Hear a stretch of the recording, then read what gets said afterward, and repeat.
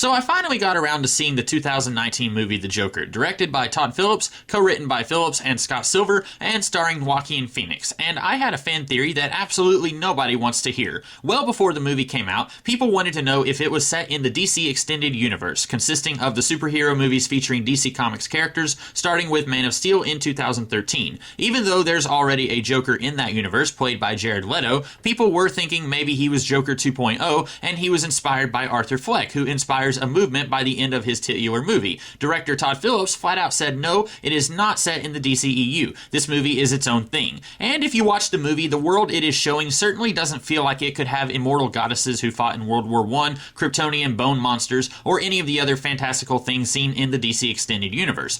But there's a lot of things in the DC Comics universe that don't really gel together. Batman Year One doesn't feel like the same world that we see in Robin Year One, but they are indeed part of the same world. So saying this movie doesn't feel like it could be set in the same world, that doesn't fly. We really only have director Todd Phillips' word that this is 100% not part of the established DCEU to shoot down anyone who might try to say that it could be part of the DCEU, anyone like me. Before I saw this movie, I kept hearing that it was set in 1981, and I kept wondering if this was confirmed or if the movie is just leaning very heavily on the style of the late 70s and early 80s. Is this because Todd Phillips said in an interview that this is when the movie is set? Does it pull a Captain America Civil War and throw giant text on the screen like Gotham City, 1981? No, it doesn't do that. I didn't actually catch any specific reference to when this was set until almost the very end of the movie. We see a marquee for a movie theater displaying some movies that are currently showing, Blowout and Zorro the Gay Blade, both of which came out in 1981. Minutes after we see this marquee, spoilers if you haven't seen the movie, Thomas and Martha Wayne die. You might be asking, where are you going with this, The Comics Kid 2099? Well, it just so happens, according to Batman vs. Superman Dawn of Justice, in the DCEU, Thomas and Martha Wayne died in 1981.